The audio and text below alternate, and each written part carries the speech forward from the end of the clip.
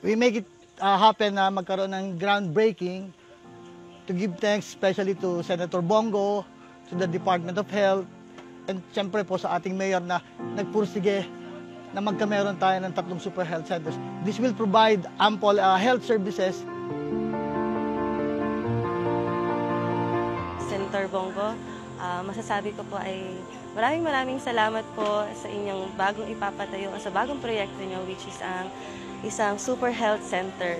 And naway pagpatuloy po natin yung mga ganitong gawain at maraming salamat. I'm really thankful na we were given this opportunity na magkaroon ng super health centers. Actually, 3 po ito and this is one of them. So, Senator Bongo, more power to you, more power sa malasakit mo.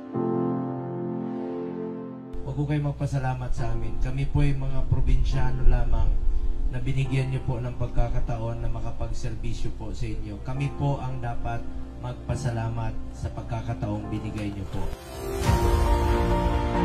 Actually, 7 barangay po ang patutulungan ito.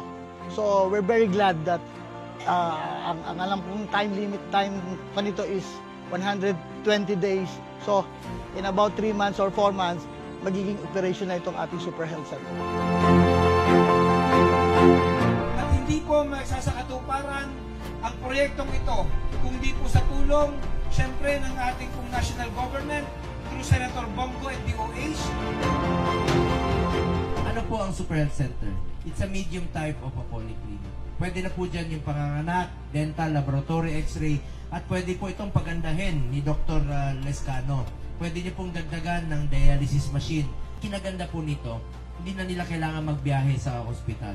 It will help decongest the hospitals dahil dito na po yung mga x-ray, panganganak.